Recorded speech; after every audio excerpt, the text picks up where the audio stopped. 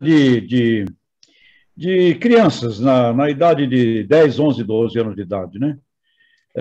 E lendo fábulas, uma série de fábulas, porque quando uma criança é submetida à leitura das fábulas, com certeza ela se transforma num adulto diferente, né? Então, ler Andersen, Irmãos Grimm, uma série de fábulas, né? Que são aprendizados espetaculares. Viriato Correia, um escritor antigo de fábulas extraordinárias brasileiras, né? Quem sabe, né? Um clube de leitura para jovenzinhos aí de 10, 11, 12 anos Sim. mergulharem no mundo das fábulas, né? Com certeza isso tem um impacto futuro na vida fundamental, né? Então, parabéns pela iniciativa nesse mundo contemporâneo, né? Obrigada. Parabéns pela ideia e quem sabe isso aí você não até expande para um segmento aí de teens, tá bom? Sim, sim. Obrigada pela sugestão. Eu pensei em fazer alguma coisa voltada para mães. Eu me tornei mãe. Meu filho tem 1 ano e 8 meses e foi um grande incômodo também. Por isso também dessa mudança na minha vida, na minha carreira profissional. Curiosidade, qual é a tua, assim, essa tua linha profissional, a tua profissão qual é? Eu trabalhei os meus últimos 10 anos voltado para treinamento e desenvolvimento, sempre liderando projetos, equipes de projetos na multinacional, na SKF. Tá. E no último ano eu passei no meio da pandemia na área de marketing, transformando o marketing meio que convencional, levando para o marketing digital da empresa. Legal, legal. Área de treinamento, né? Educação, formação, né? Essa é a minha formação em administração, e quando eu fui escolher, eu estava entre pedagogia e administração, e acabei indo para administração, mas no que meio do curiosidade, caminho, né? Você foi para administração, mas virou pedagoga. Então, pois eu lógico, né? Eu me sinto assim muito feliz porque eu encontrei muitas pessoas que me apoiaram e abriram meus caminhos, mas sempre foi para esse sentido de uma certa forma uma educação, né? Na área de educação. Tá certo. Muito bom, legal. Muito bom, gente. Gente, é um nervosismo aqui que vocês não têm ideia. Vocês não têm ideia. Deixa eu cumprimentar algumas pessoas que chegaram depois também, que são bem especiais, que estão aqui. Todos são, vocês sabem bem disso, eu tenho falado com cada um de vocês. Claudinei e Raquel também está aqui. Eu sei que para eles está sendo bem interessante esse momento aqui, né? Bom, gente, eu vou seguir aqui uma agenda que eu preparei com muito carinho para todos nós, né? Mas é óbvio que a conversa é nossa, vocês se sintam à vontade, por favor. Eu já iniciei a gravação, depois eu faço algumas edições, qualquer coisa, se precisar, para a gente depois subir no YouTube, no nosso canal. Eu vou seguir aqui, tá bom, Tejão? Vou seguir aqui com o nosso combinado, pode ser? Vamos conversar, vamos bater um papo aí sobre Vamos bater um papo. Bom, primeiro, obrigada pelo carinho de todos vocês. É um desafio enorme, a gente sabe, a leitura, né, uma vez por mês. Não é fácil. Tem gente aí que eu sei que é fera, que leu em uma semana. Ó, parabéns para quem conseguiu. É inspiração, viu? Estamos aprendendo com vocês. Acho que todos que estão aqui, a maioria concluíram a leitura. Eu sei que tem gente que ainda não pôde estar aqui por conta de agenda mesmo, tem gente que conseguiu e outros não, mas não importa, o importante é a gente estar junto e nos ajudando, né? Continuar nessa troca em prol do nosso desenvolvimento. Esse é o principal motivo, a gente evoluir em conjunto. E esse mês muito especial, tenho a honra em receber o Tejon com muito respeito. Eu confesso, Tejon, que quando eu mandei a mensagem, eu achei que eu estava sendo meia louca, assim. Eu falei, eu acho que, né, será que ele vai me atender? E eu tive essa grata surpresa, é um prestígio ter você aqui. Primeiro porque, como eu comentei com você, Tejon, até o pessoal aqui, sabe que eu li um livro seu, tem algumas pessoas que conheciam também. Eu estava fazendo... Como que eu faço a curadoria? Vou contar para vocês um pouco, né? Então, eu busco livros que são best-sellers, eu busco livros que estão para ser lançados, né? E nessa busca, eu encontrei O Poder do Incômodo, sem eu ver ainda o autor. Veio a capa assim, eu falei, nossa, a capa já me incomodou, mexeu comigo, me chamou a atenção. E eu falei de quem que é, na hora que eu olhei, Tejon, aí eu me emocionei muito, porque eu li Guerreiros Não Nasce Pronto. E ele foi assim, ele me tirou da zona de conforto. A gente fez um trabalho, inclusive, com esse livro Guerreiros, na empresa que eu estava trabalhando. E ele marcou demais. E eu falei, poxa, é o livro, tem que ser esse Poder do Incômodo esse mês. Nada melhor do que um livro com esse título para esse momento que a gente está vivendo. E aí eu fui ler a sinopse e, enfim, trouxe ele aqui, estamos, né, com o livro, um carinho enorme. E da minha parte, antes de dar a palavra para todos vocês poderem colocar suas perguntas, né, foi um livro muito transformador. Foi provocante nas questões, Tejon, nos incômodos moscas, nos falsos incômodos. Eu tenho certeza que muitos aí se depararam, como eu, com alguns deles na nossa vida, né? E o capítulo 11 da consciência, que foi o que eu de fato caí em prantos, assim. Eu sei que muitos de vocês também, alguns trocaram figurinhas comigo, porque foi uma obra muito tocante, Tejon, muito tocante. Muito obrigada. Bom, vocês querem assim que... Comentários ou seguimos para perguntas? Não, talvez valha eu fazer aqui algumas observações, né? Porque esse livro eu nunca imaginei, né, chegar nessa síntese, nessa conclusão. Demorou uma vida para chegar na conclusão. Olha, eu acho que a gente tem que ajudar as crianças a serem preparadas mais cedo, porque para eu concluir que o mundo é imperfeito, levou tempo. O universo é. E até no livro vocês viram que eu coloquei ali que enquanto eu escrevia, ainda antes da pandemia, né, que eu comecei a escrever antes da pandemia, uns astrônomos descobriram uma grande explosão no universo a 500 milhões de anos-luz daqui. Quer dizer, o universo é uma coisa em constante ebulição, explosões, caos, meteoros, estrelas morrem, estrelas nascem. E as estruturas humanas na Terra, quando a gente vai ver Freud, vai ver todos esses pensadores, é uma estrutura de conflitos, estruturas políticas, administrativas. Você acabou de dar um exemplo, né? Falando da sua própria experiência de 15, 20 anos. Então, às vezes, a gente não compreende que o mundo é imperfeito. E ao não compreender que o mundo é imperfeito, a gente toma decisões erradas. Inclusive algumas decisões radicais, de achar que para acabar com a imperfeição do mundo é determinada categoria que tem que ser extinta, e aí entram incômodos, como eu coloquei ali, de valores, de fundamentos, preconceitos, etc. Né?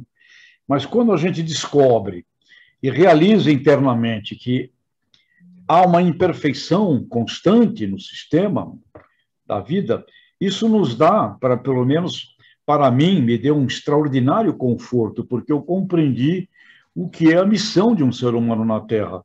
Num curtinho espaço de tempo, a nossa missão é aperfeiçoamentos. Aperfeiçoamentos, aperfeiçoamentos, aperfeiçoamentos.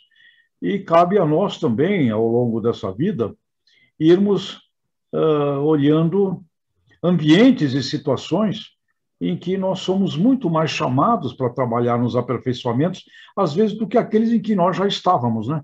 Então, quando somos, às vezes, incomodados com uma demissão, ou incomodados com uma saída, ou incomodados com alguma coisa que nos incomoda, né?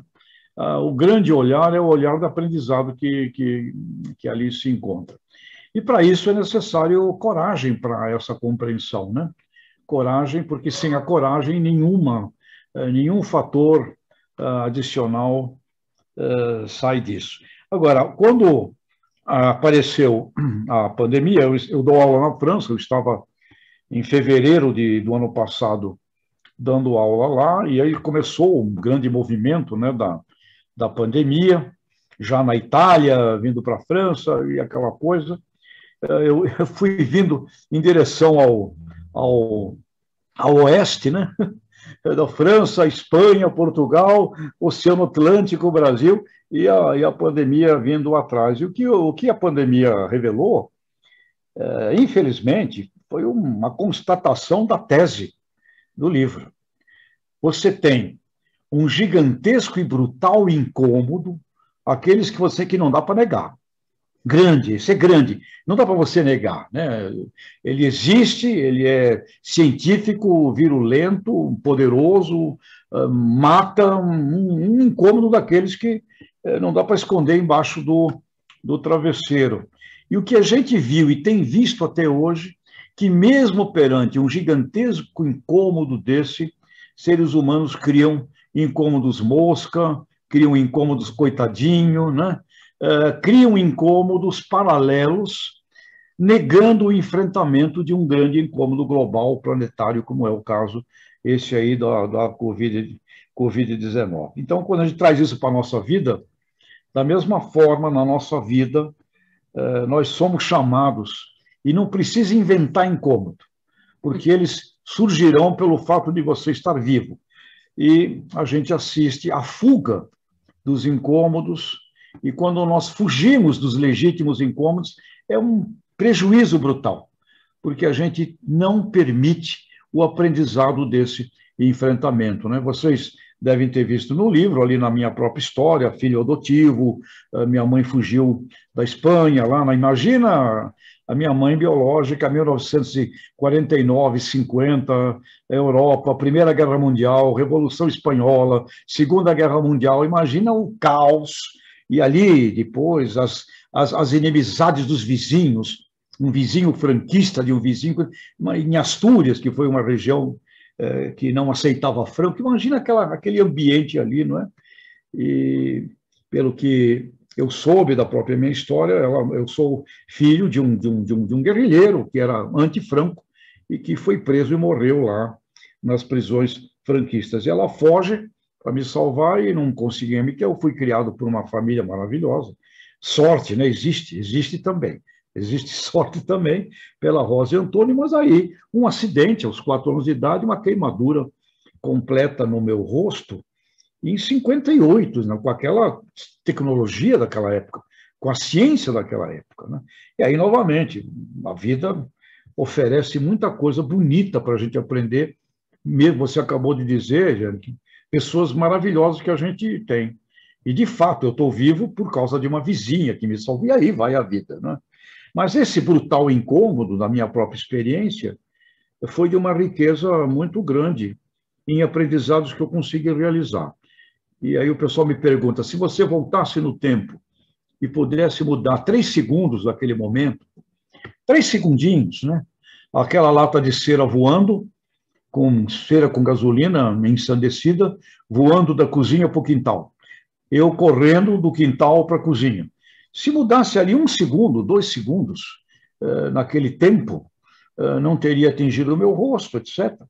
E as pessoas me perguntam, você mudaria esses 2 segundos? Eu pensei, bom, se você for imaginar as dores, põe o teu dedinho num fósforo, né? Se você fosse imaginar, caramba, né? Mas pensando com a experiência da vida, não mudaria, não. Eu voltaria e passaria por tudo com uma única diferença, prestaria muito mais atenção, porque eu poderia aprender muito mais do que eu aprendi, que eu acho que é a grande, talvez, decisão que a gente pode tomar na vida. Estamos aqui agora, neste momento, o objetivo é prestar atenção, porque cada segundo, cada instante nos é de uma riqueza estupidamente grandiosa e generosa. Então, voltaria, prestaria mais atenção. Agora, uma coisa vital, né, que eu acho que a gente tem que ter essa grande humildade. Não conseguimos sozinhos. Uhum. Não conseguimos sozinhos. Então, todo mundo que fala, eu fiz, eu aconteci, né? Como você leu Guerreiros Não Nascem Prontos, você vê ali aquelas histórias, né, de pessoas famosas, que eu tenho uns exemplos que eu coloquei ali, que eu fui estudar a trajetória de vida, né, de pessoas como Bill Gates, como essas pessoas que todo mundo ama, e você vai encontrar na vida de todas essas pessoas, Madre Teresa de Calcutá, num outro ângulo, como quando você vê a jornada de vida, você vê a presença de seres humanos anônimos, né? Seres humanos que ficam anônimos, mas que sem eles ninguém teria chegado onde chegou. E ali no Guerreiros Não Nascem Prontos, a gente explorou muito essa coisa de que nós nos transformamos na qualidade dos seres humanos com quem nós convivemos, admiramos, e você abriu a conversa falando uma coisa, e eu vou parar de falar e ouvir mais agora aqui as coisas de vocês. Você colocou, puxa, será que ele vai me atender? Olha, Jane, eu quero dizer a todos vocês, inclusive lições que eu dou para os meus filhos, eu tenho 4, né? Já grandes, eu falo, filhos, todo mundo, qualquer ser humano que procura você, atenda. Atenda todas as pessoas, porque você não sabe o que ali existe, atenda. E no mundo dos negócios, vocês viram no meu currículo, uma carreira de executivo em alto nível. No mundo dos negócios, quanto mais alto você estiver num posto, quanto mais você for um diretor, um CEO, um presidente, atenda todo mundo, receba todo mundo, porque, olha, o que existe de possibilidades e oportunidades são simplesmente encantadoras. Então, regra de ouro número 1, jamais feche a porta para qualquer pessoa que te abre uma porta. Jamais deixe de atender qualquer ser humano, porque isto, eu posso dizer a vocês, é um grande segredo, brutal segredo que a gente tem para o sucesso, inclusive. Porque dessas pessoas, dali sairão seres humanos, oportunidades, relacionamentos que são simplesmente fantásticos. E quando você for chegando nos teus 70 aninhos de idade, como eu já estou caminhando para eles, você vai ver que os amigos construídos ao longo da história, eles são o maior patrimônio da sua vida. Portanto, faça amigos, faça amigos. E falando nisso, um livro velho, antigo, né? E você, Anne, mexeu com recursos humanos, treinamento, um livro que é Como Fazer Amizade, né? É um livro do Dale Carnegie, Fazer Amigos, né? Um livro velho, antigo dele. Influenciar pessoas. É um livro velho, é um livro antigo, mas olha, leia.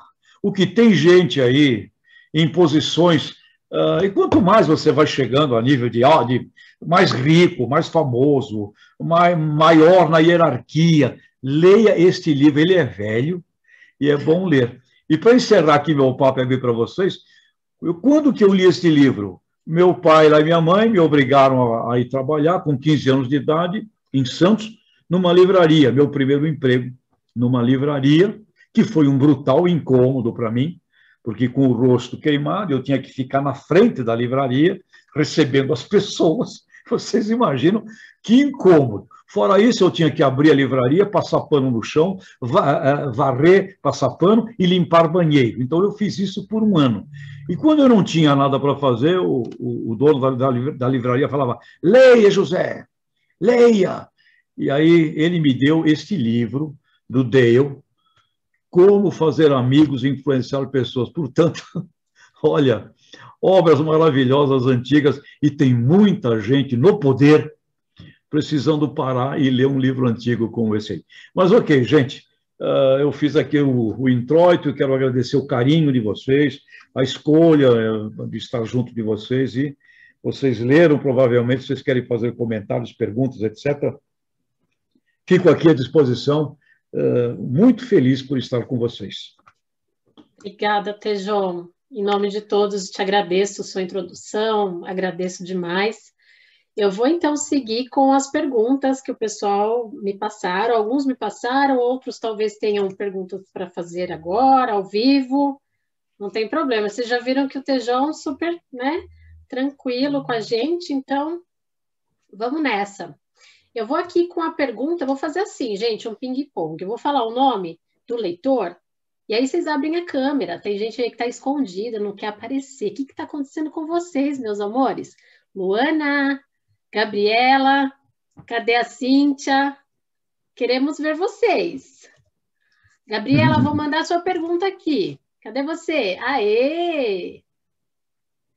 Pode soltar o seu áudio. Aí. Então, vamos lá. Eu vou fazer a pergunta da Gabi. Legal. E aí, ela, você já sabe quem que é agora. Ela deu um sinalzinho aí para gente. Tejon, como foi para você dar continuidade no desenvolvimento do livro em meio à pandemia? Tiveram muitas mudanças?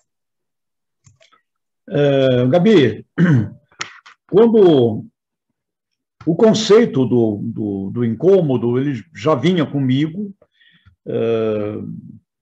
e a minha ideia era transformar essa visão do incômodo numa visão de desafio positivo, de alavancagem, né? Isso vinha comigo.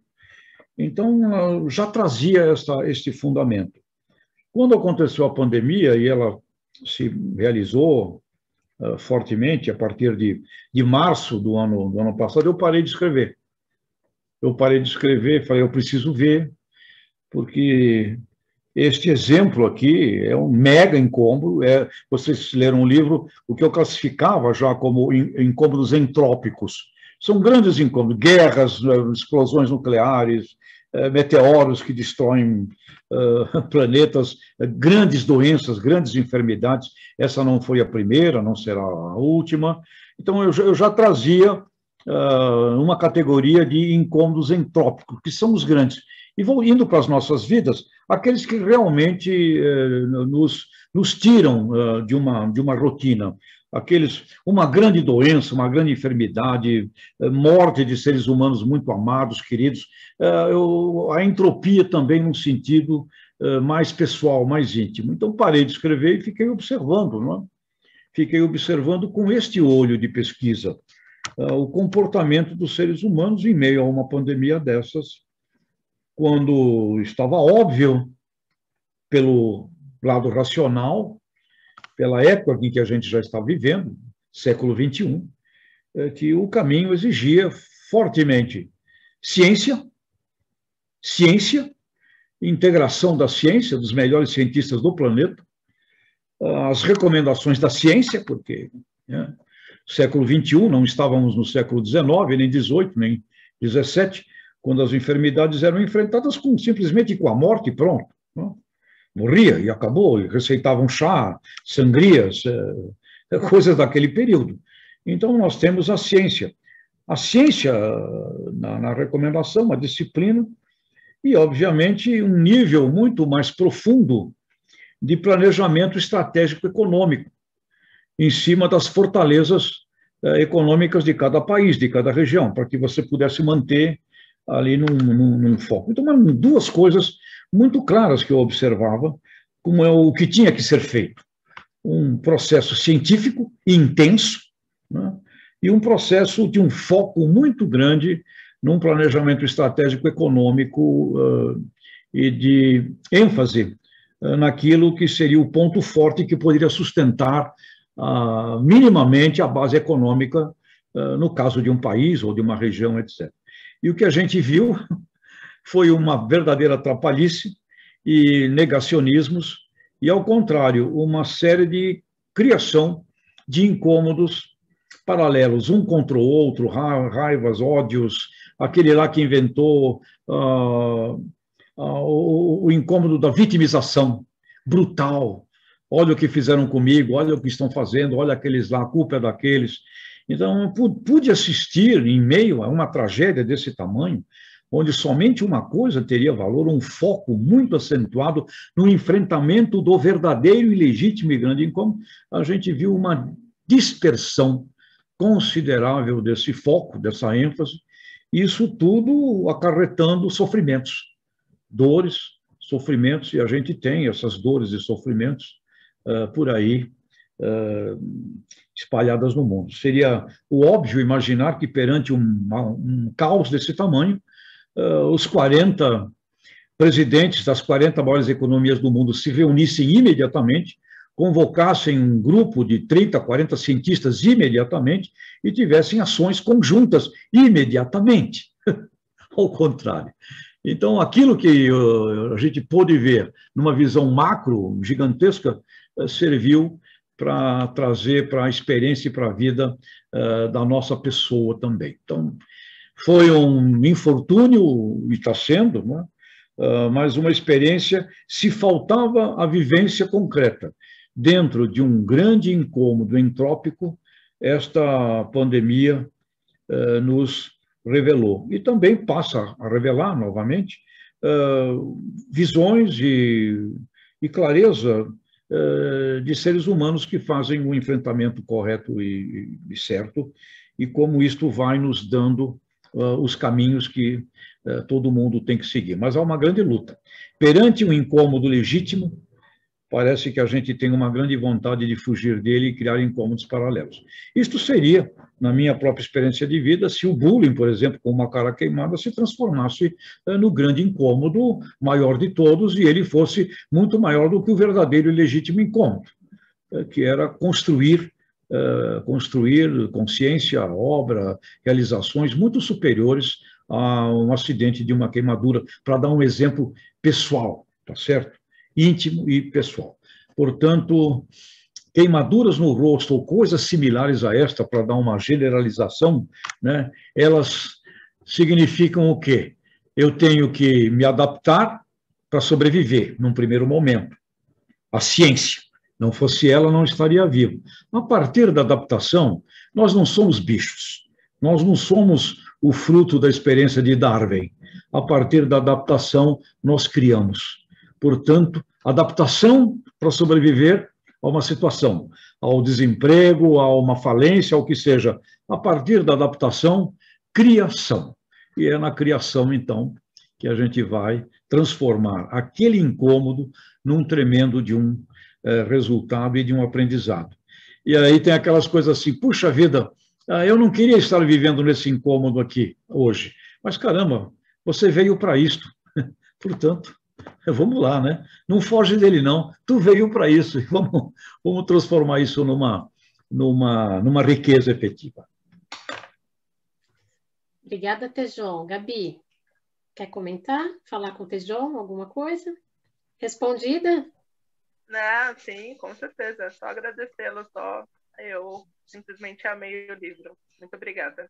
Valeu, Gabi. Vamos lá. Legal. Vamos para a próxima, então. Eu vou indo por ordem, pessoal, de quem me enviou, tá? Eu vou na ordem de quem enviou as perguntas aqui. A próxima leitora é a Raquel, é a dupla, Raquel e Claudinei. A dupla dinâmica. Vamos lá, eles têm aqui, são 3 perguntas. Eu vou ler na sequência, tá bom? Tejon, você acredita em fé sem espiritualidade? Você tem uma escolha espiritual de sua preferência? E a terceira, somente em você e nas pessoas que te inspiram e inspiraram, você encontra força suficiente? Muito bem, bela pergunta. Eu peregrinei por diversas visões religiosas. Inclusive, uma época lá da minha juventude, numa fase mais hinduísta, mais hippie, não é?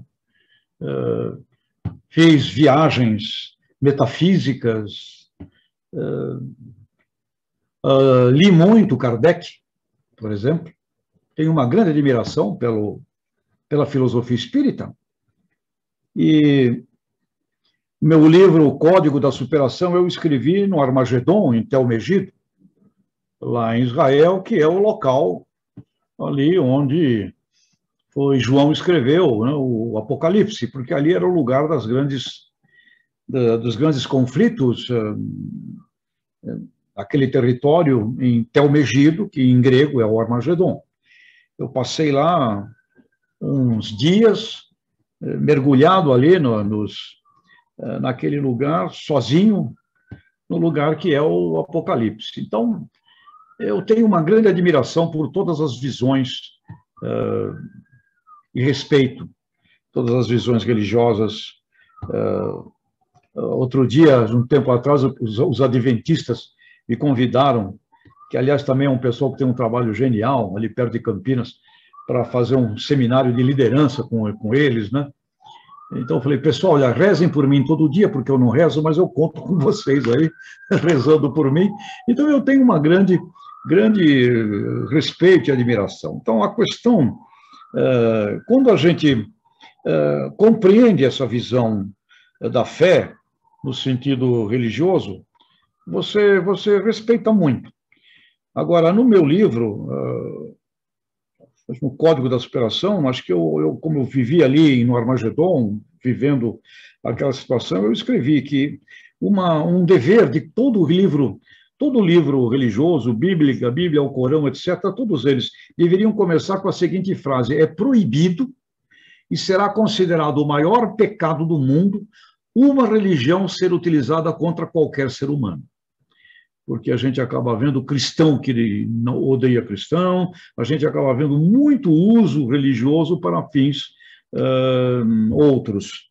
Então, as religiões, elas são fundamentais, importantes, e eu as respeito muito, muito. O que eu carrego comigo, depois dessas leituras todas e dessas vivências, digo a vocês que tenho, sim, uma admiração por Kardec, pela visão espírita, porque ela oferece uma visão científica muito interessante, de relação de causa e efeito, muito interessante o que a gente pode ali aprender também, e é uma visão do bem.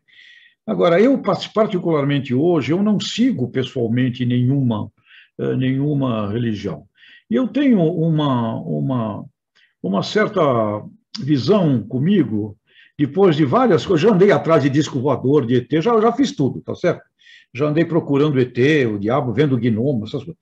Passada essa experiência, catolicismo, onde eu fui criado, aliás, eu fui batizado 2 vezes, viu? Fui batizado pela mãe biológica, que me batizou, depois eu fiquei com a mãe adotiva, que me batizou pela 2ª vez. Então, já fui batizado 2 vezes. Enfim, muita coisa. A conclusão que eu cheguei poderia ser um pouco parecido com aquela frase de Cristo: a César o que é de César e a Deus o que é de Deus. Eu concluí o seguinte: a minha vida é aqui na Terra. Então, para de pensar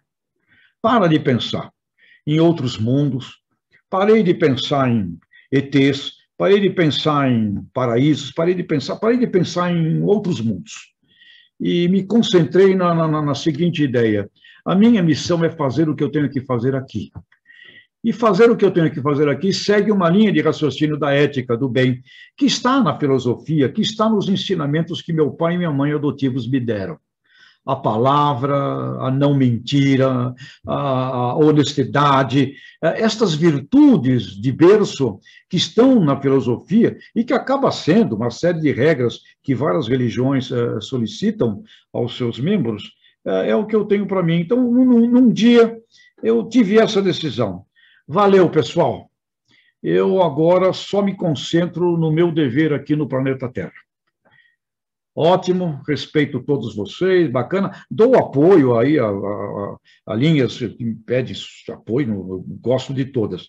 Mas o meu compromisso hoje é com a minha curta vida na Terra, e dentro dessa vida na Terra, trabalhar numa visão de aperfeiçoamentos e numa visão de muita doação. Tenho diversos, não nego nada do ponto de vista como voluntário, estou aberto sempre a qualquer solicitação como voluntário, e a minha conclusão foi esta: se nós concentrarmos o nosso foco no que tem que ser feito aqui na Terra, nós estamos servindo. Querendo você achando que exista ou que não exista, nós estamos servindo a essa magnitude que chamamos de Deus. Então, não sinto a necessidade de ir ao templo, de ir aos locais, e mesmo meus amigos espíritas que eu tenho, que eu gosto muito, eu não me sinto na necessidade disto. Agora, meia dúzia de virtudes, meia dúzia de fundamentos são essenciais, e a gente vai colher ao longo da vida.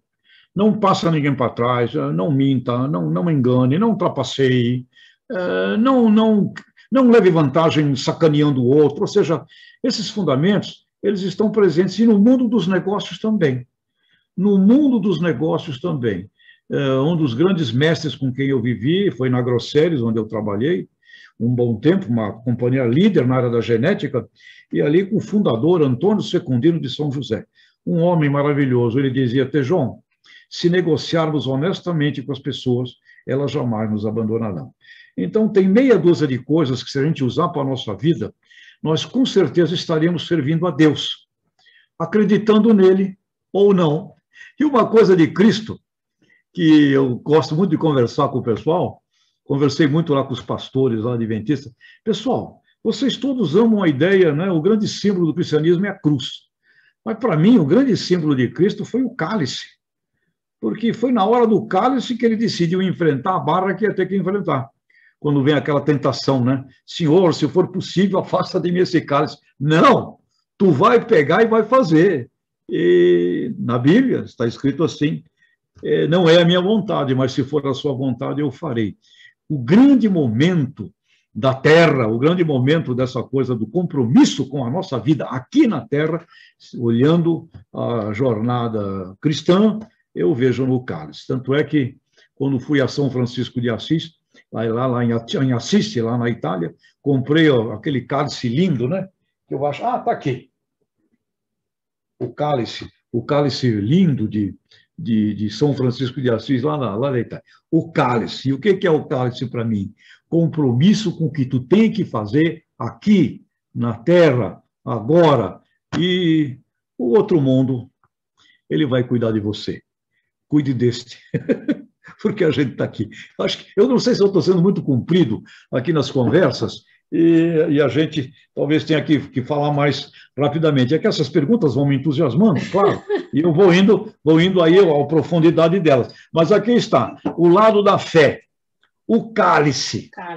Muito mais do que a cruz. Cruz é consequência. O cálice é quando tu decide, eu vou fazer o que tem que ser feito. E eu acho que isso é a síntese, talvez, cristã, se pudéssemos falar isso, do poder do incômodo. Me dá um incômodo. Dá para mim. Agora, atenção, não seja tolo. Sozinho, não conseguimos. Precisamos de alianças, precisamos de estratégias, né? Precisamos de muita coisa aí do nosso lado, e as escolhas das pessoas, as escolhas dos nossos mentores. Como é importante, viu, pessoal? Em qualquer lugar que vocês vão, em qualquer lugar, faz essa experiência, vai no shopping, em qualquer lugar que você vai, escolha, caramba, aquela pessoa ali, puxa, eu estou admirando aquela pessoa. É um exercício rico, e com as crianças também, muito importante. Admire alguém. Eu fui aqui na padaria ali, eu fico vendo, puxa, aquele rapaz ali que está cortando os frios, que coisa sensacional, ele consegue acertar 450 gramas. Caramba!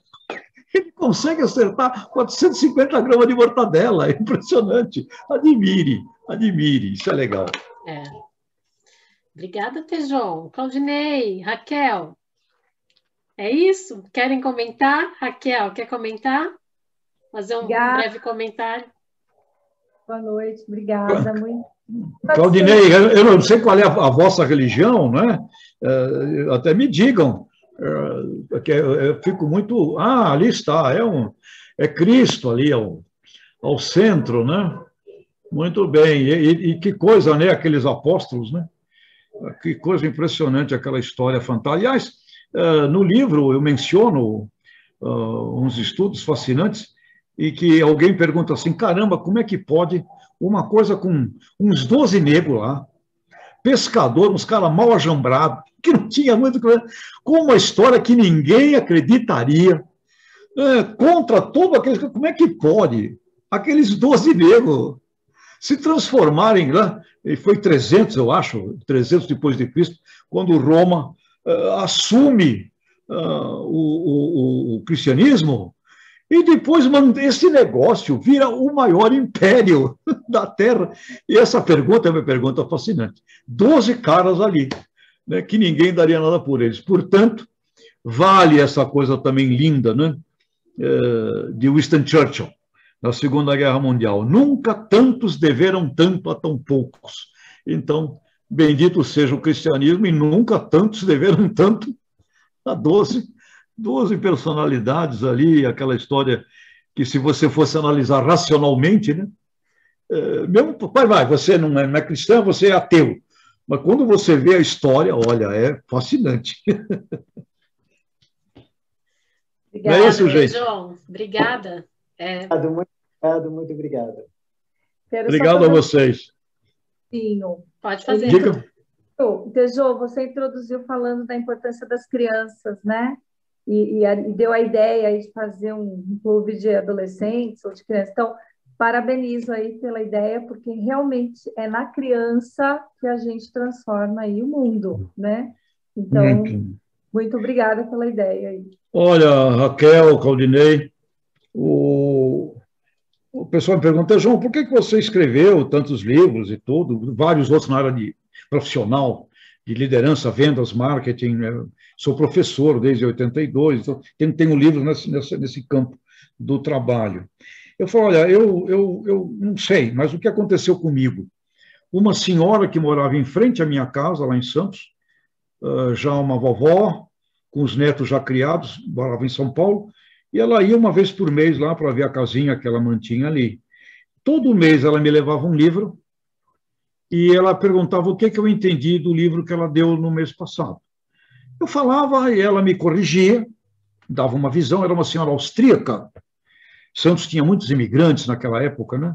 De gente que ficou por ali também, não foi para outros lugares. Então, essa senhora me dava um livro para ler e me cobrava o livro.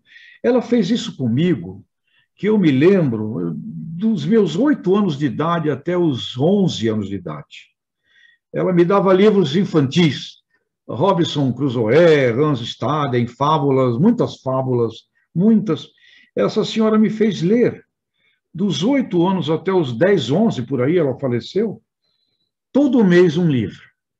Com certeza, Raquel, eu não seria quem sou se essa senhora não tivesse me dado um livro. E não era só dar um livro, ela dava um livro, ela era uma vovó, não é? Uma senhora austríaca, grandona, alta, a casa dela em frente a mim, ela me chamava, tinha um bolo com leite e Toddy, né? Da época, um copinho de Toddy com um bolo. Quem entendeu falava meio tipo assim, o alemão, quem entendeu desse outro livro? Eu tinha que falar. Aí ela dizia isso, importante. Agora toma esse novo. Mês que vem, a vovó Justina quer saber o que você aprendeu desse livro novo. E quando ela voltava, lá ia eu, o Toddy e o bolo. Meu Deus do céu, amigas e amigos, como nós somos dependentes de seres humanos. Quando eu me lembro, eu me emociono, quando eu me lembro da avó Justina, um bolinho e um copo de Toddy para um menino que morava em frente, e ela com aquele cuidado de um livrinho. Muitos livros de fábulas, que coisa impressionante.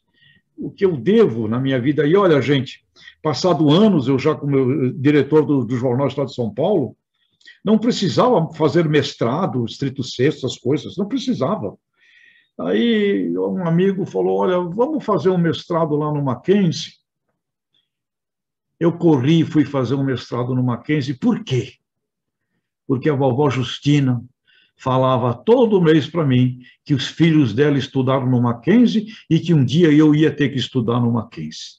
Com 55 anos de idade, eu fui fazer um mestrado no Mackenzie por causa da dona e da vovó Justina. Ou seja, livros para as crianças, Raquel, Claudinei, eu acho que se a gente não educar as crianças a isto, é muito difícil depois, precisa muita vontade, muita terapia.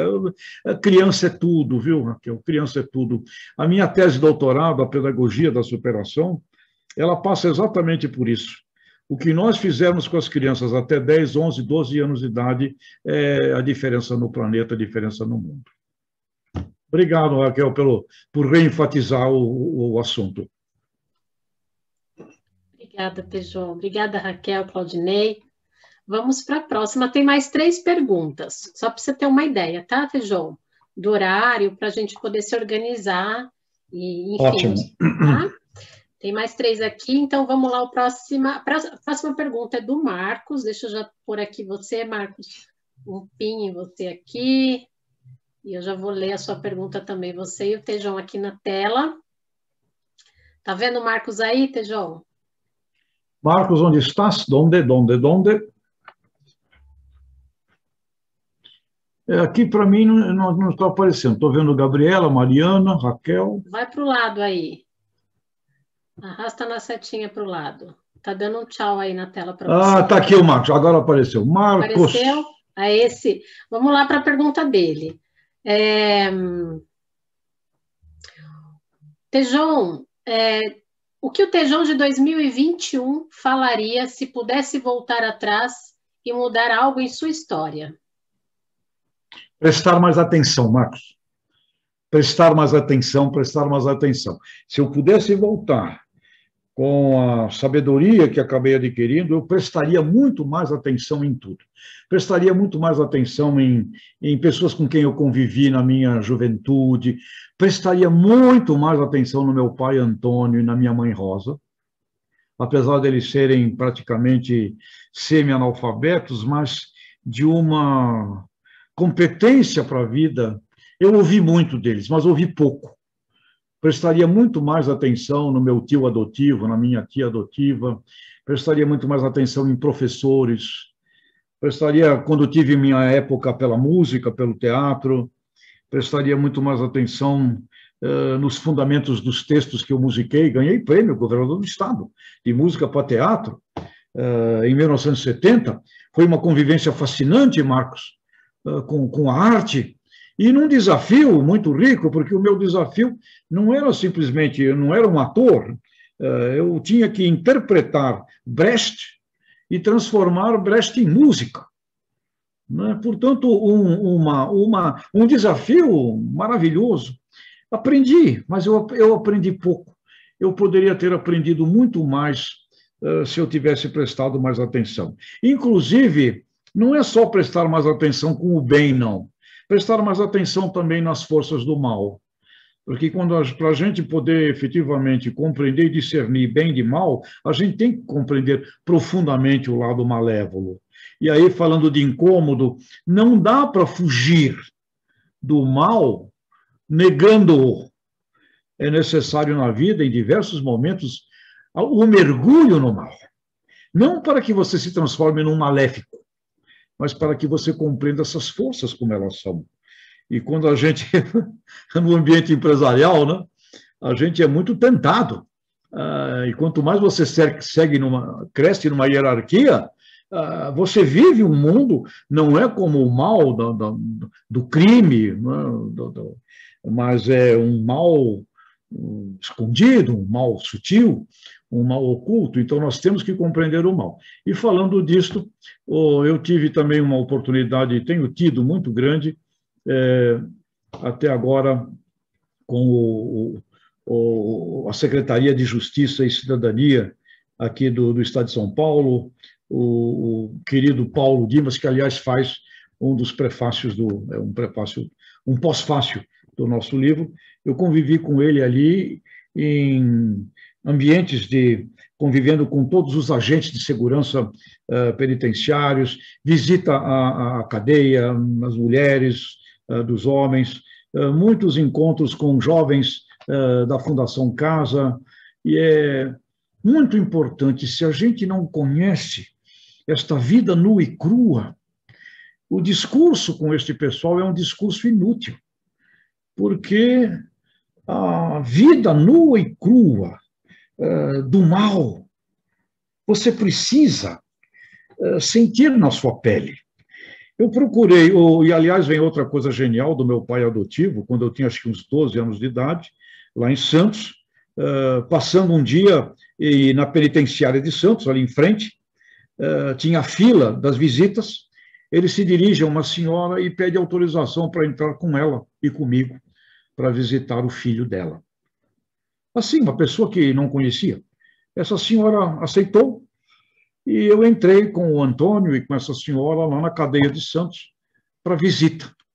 E olha, é simplesmente inesquecível o corredor, a vistoria, a escada subindo, a mesa, todos aqueles rapazes chegando do crime e as pessoas da família ali, e aquela senhora do lado, quando o filho vem, começa a chorar. E eu e meu pai, muito mais que eu, começou a conversar com aquele jovem, não me fugiu mais da cabeça isto. Ele me levou a conhecer a cadeia, ele me levou a conhecer o asilo de idosos, ele me levou a conhecer o manicômio, o hospício, ou seja, aí eu vivi na rua, lá em Santos, tendo que conviver com a molecada da minha rua. Ou seja, gente, essa coisa do prestar atenção, inclusive no lado malévolo da vida, é um fundamento muito rico. Então, meu caro Marcos, eu acho que o que eu faria de diferente seria prestar mais atenção. E outra, uma coisa que eu procuro todo ano, lá nas minhas aulas na França, voltar pela Espanha, lá no pueblo, né, dos meus ancestrais, que é Quérego, ali nas montanhas de Astúrias. Passo ali 3, 4 dias, e parece que alguma coisa sempre conversa comigo ali, viu? É impressionante. O Caminho é um pueblo de hoje com 300, 200 pessoas, no máximo, no pé da montanha, frio. E na última vez que eu estive lá, tem um córrego de água ali, uma fonte, onde com certeza todos os ancestrais tomaram água ali. E parado em frente, eu perguntei qual é a mensagem que eu levo daqui. E a mensagem é: não duvide do seu destino. E é proibido ter medo. Eu acho que a gente duvida do nosso destino e a gente tem muito medo. Ou seja, Marcos, viver esta vida com coragem, o destino, não duvide dele, o que tiver que ser enfrentado é para ser enfrentado, e a grande sabedoria, preste mais atenção e amigos, aliados, alianças e alianças, porque a grande força da gente é a rede humana que nos serve, que nos segura, né? Portanto, é isto, Marcos. Em síntese de todas as sínteses, é prestar muito mais atenção e não duvidar do destino. E essa coisa do destino, quando eu estudava jornalismo, meu primeiro escola aqui foi jornalismo em São Paulo, eu queria ser jornalista, não é? E você sabe que eu tinha comigo um preconceito, um incômodo preconceituoso, que eu achava que eu jamais seria um dia admitido num jornal como o Estado de São Paulo. E eu nunca fui lá solicitar um emprego ou nada, porque eu acreditava que não era para mim. O tamanho era grande e não era para mim. Aí a vida passa anos e anos e anos, e de repente, em 1990, eu sou contratado para ser um diretor executivo do Grupo Estado de São Paulo. E me transformei lá em um diretor estatutário do Grupo Estado de São Paulo. É impressionante. Portanto, não duvide do seu destino e é proibido ter medo. Então, foco. Não fuja e não fuja. Presta atenção. Marcos, acho que é por aí, viu? Comentários? Algum breve comentário, Marcos? Vou ser muito breve, senão vou falar muito. Eu já fiquei emocionado quando ele fala aqui dos pais. Eu já fiquei emocionado porque eu já acompanho. Eu gosto tanto do Tejon que eu já escutei Tejon nas caminhadas que eu faço na cidade que eu moro, pequenininha, no YouTube, quando ele foi no Jô Soares. E uma pessoa que escreve um livro deste tamanho e termina assim, ele responde pessoalmente a todos, eu só posso ficar emocionado. Eu não tenho mais o que falar. É assim, uma coisa fantástica. É por isso que, às vezes, a minha esposa fala assim, nossa, você consegue dar muito bom dia 5 da manhã, até para o cachorro que passa em frente à minha casa, porque, às vezes, aquela pessoa ela só vai ter o seu muito bom dia pela manhã. É isso mesmo, Marcos. E, Marcos, olha, o que a gente acaba recebendo é impressionante. Isso é um fundamento, aliás, cristão máximo, né? Doe, não veja a quem... E a gente recebe muita coisa. Por exemplo, eu não estaria vivo aqui, não estaria vivo, se não fosse a minha vizinha saltar o muro e salvar a minha vida. Ou seja, quantas circunstâncias... Ou seja, esta compreensão da humanidade, esta compreensão da cooperação, Imagina, quem seria eu? Que tipo de ser humano eu poderia ser se eu não estivesse aberto para todo mundo? Agora, alguém pode dizer, puta, mas também tem encheção de saco. Não quero saber dos 10%. Aliás, o Daniel Goleman, né, falou que você tem lá, né? 11, 19, 50, 20, né?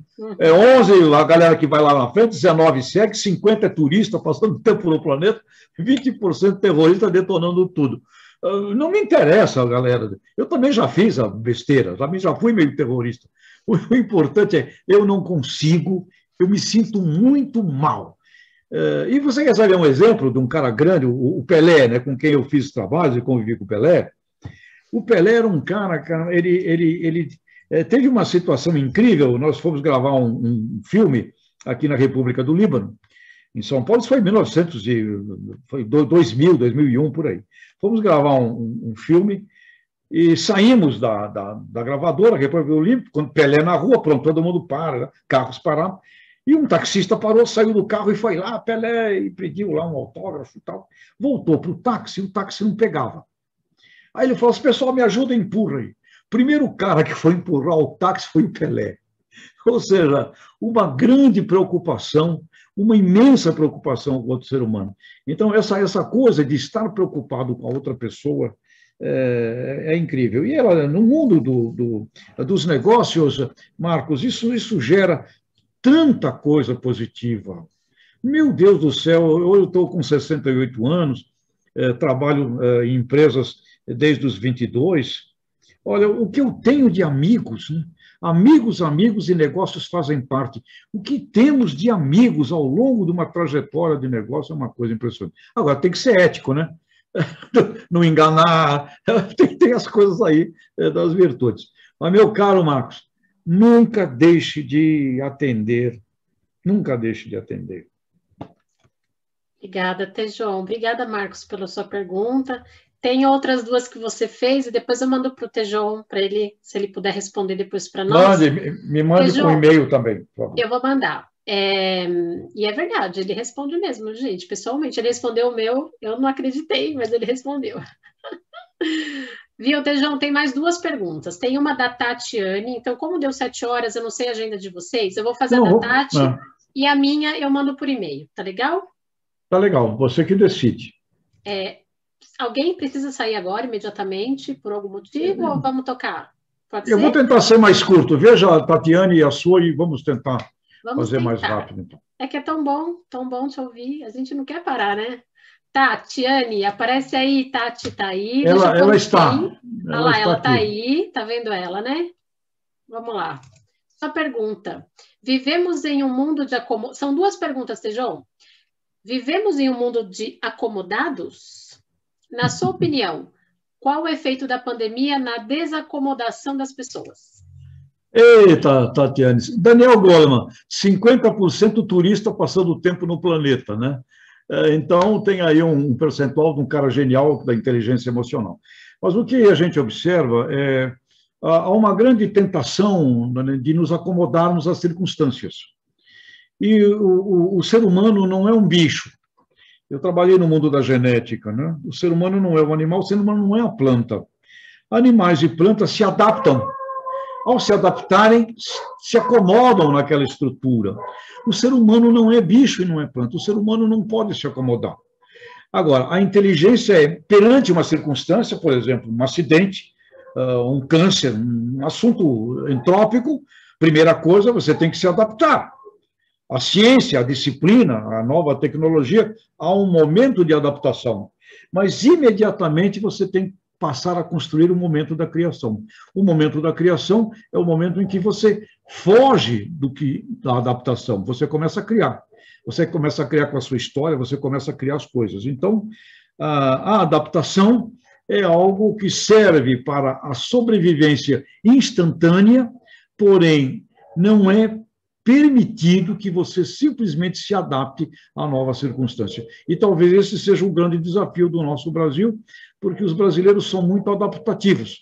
se adaptam a situações de miséria, de pobreza, etc. Nós temos que criar.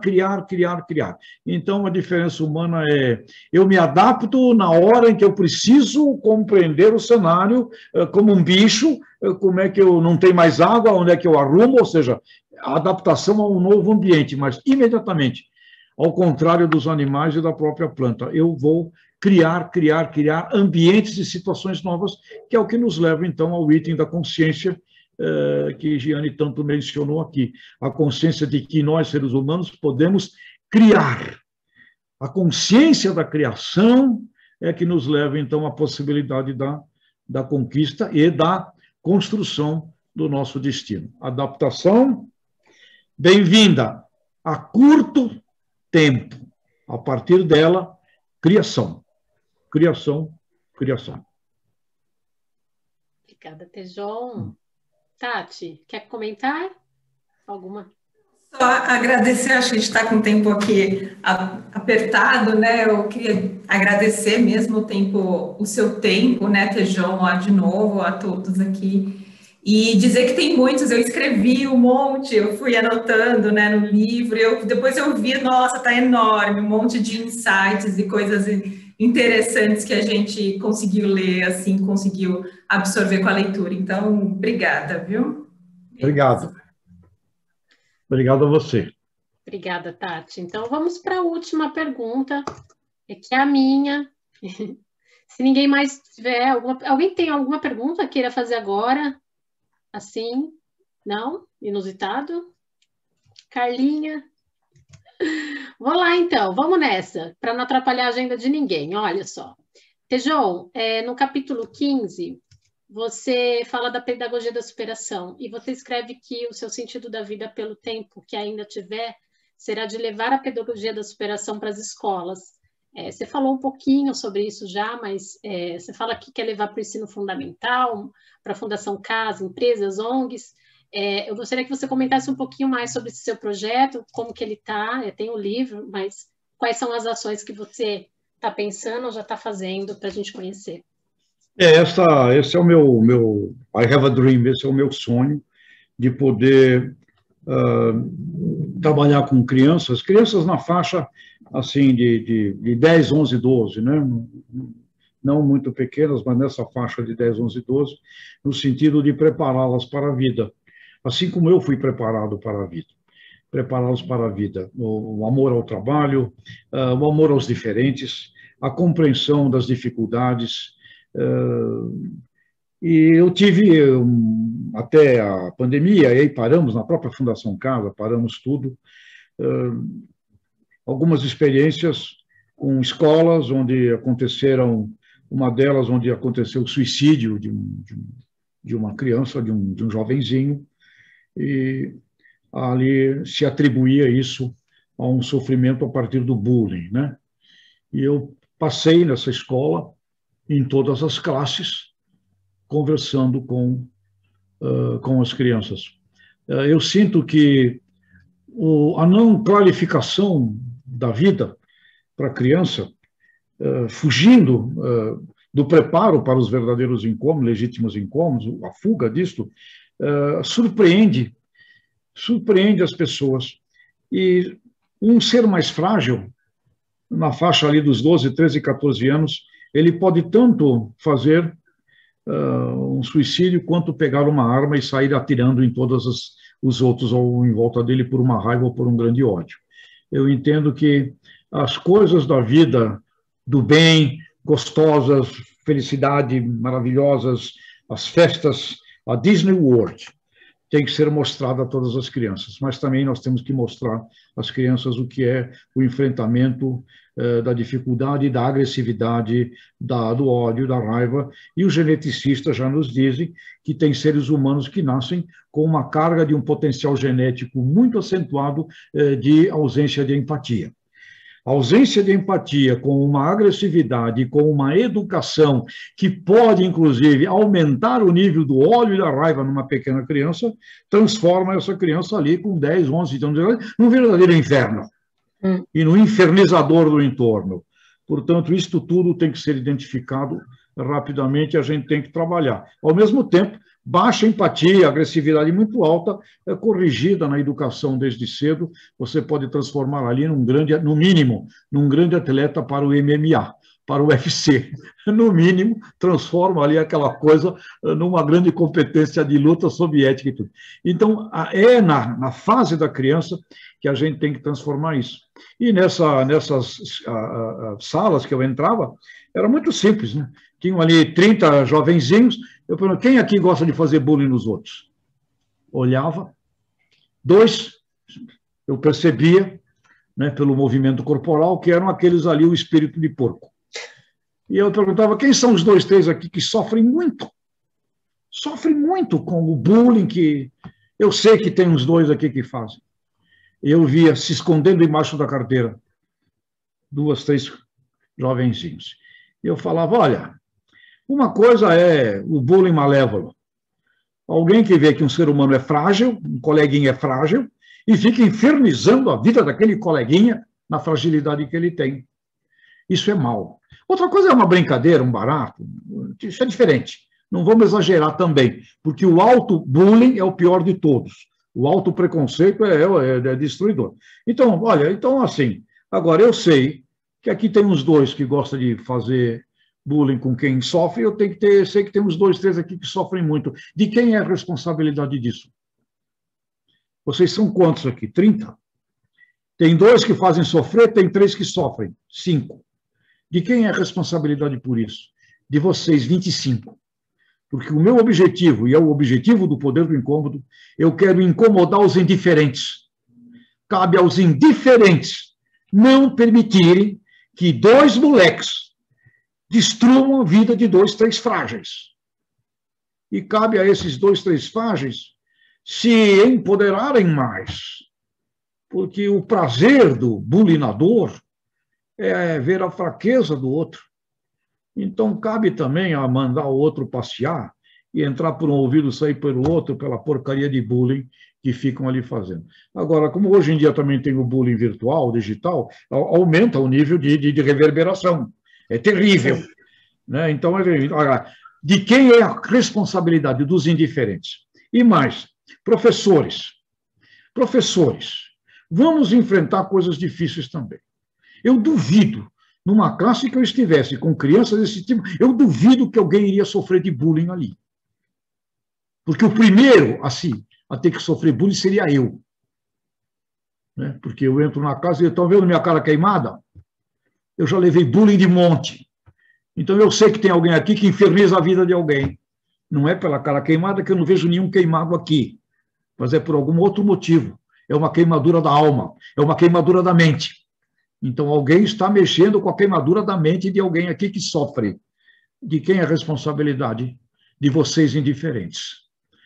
Olha, eu digo isso porque também, na minha experiência, o que eu fui protegido pela molecada do meio foi impressionante. Então, tudo o que eu procuro falar, eu jamais imaginei, para encerrar aqui, que eu fosse escrever livros desse tipo, jamais pensei. Eu fui estimulado pelo meu outro grande amigo lá da época de Santos, Roberto Chiniachique, com quem a gente tocava rock, e nos vimos pela última vez, eu tinha 21 anos de idade, ele tinha 21 também, ele foi estudar medicina em Bragança, eu vim para São Paulo, nunca mais o vi. Reencontrei esse Beto, né, o meu amigo Beto, já com 52 anos de idade, e ele me provocou, falou, você vai escrever um livro da tua experiência. Eu falei, não, vai. E, a partir daquilo, eu criei o Voo do Cisne, que foi meu primeiro livro nesse caminho, em cima de uma fábula de Hans Christian Andersen, em homenagem à minha vovó, Dona Justina, do patinho feio. Né? Você acredita que você é um patinho feio, quando, na verdade, tu é um ser diferente. Tu é um cisne que estava vivendo no meio dos patos.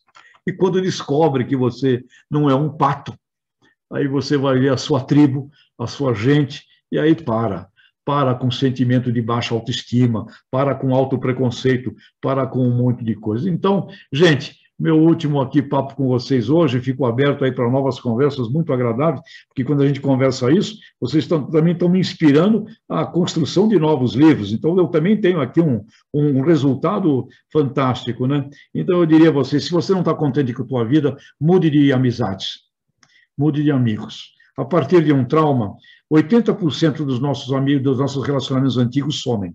Fica 20% de um núcleo duro importante. E a partir de um trauma, a gente vai construir novas amizades, novas relações. Então, não está contente com a sua vida hoje, procure rever os espelhos de com quem tu andas. Diga-me com quem tu andas, ou agora, no mundo moderno, diga-me com quem andas clicando, que eu dir-te-ei quem és e para onde vais. Então, aqui, os meus amigos mais religiosos aqui, eu acho que a Carla, né, se eu não me engano, que mostraram ali o Cristo, aos meus amigos mais aqui cristãos, não há dúvida alguma, né? Amai-vos uns aos outros e dize-me com quem andas e dir-te-ei quem és e para onde vais. Somos o resultado dos seres humanos que nós admiramos. Pessoal, sucesso, poder do incômodo existe para incomodar acomodados, para incomodar indiferentes. Porque a turma que se mexe, essa já tá no show. Essa já tá aí realizando. Vamos incomodar os indiferentes, porque se nós não trouxermos e não resgatarmos os indiferentes, nós não conseguimos andar com o mundo. O pessoal para, o pessoal acomoda e não deixa a gente ir. Então, nós temos que, vamos, gente, vamos. Por isso também eu gosto muito do movimento cooperativista, das cooperativas, porque as cooperativas carregam com ela essa missão de não deixar gente para trás. Ok, pessoal? Ok, Giane, muito obrigado, viu? Nossa, eu que agradeço, Tejon. Agradeço. Gente, palmas para o Tejon. Obrigado. Palmas para todos vocês. Obrigado, leitores, por todos vocês, por esse carinho ao longo desse mês, acompanhar esse desafio comigo. Eu só estou conseguindo porque vocês estão comigo também. E, Tejon, obrigada mais uma vez, muito carinho, muito respeito por você, obrigada pela sua simplicidade, enfim, pelo seu tempo tão precioso com a gente. Obrigado. Vamos tirar uma foto, todo mundo? A Carlinha, ela sempre me ajuda. Vamos tirar uma foto. Enquanto a gente prepara a foto, eu vou falar para vocês que eu estou gravando, né? Como eu já tinha comentado, eu vou salvar, depois eu vou fazer uma breve edição e eu vou subir lá no YouTube para vocês, para disponibilizar, tá bom? Na íntegra. Legal? Obrigado. Legal. Você vai tirar, Carlinha? Eu vou contar até 3, para todo mundo sorrir. Se a gente tiver com um livro aí para a gente colocar aqui na... Cíntia, você veio. Luana, aí. Obrigada, meninas. Todos preparados? Ai, gente, que emoção. Obrigada. 3, 2, 1, já! Ai.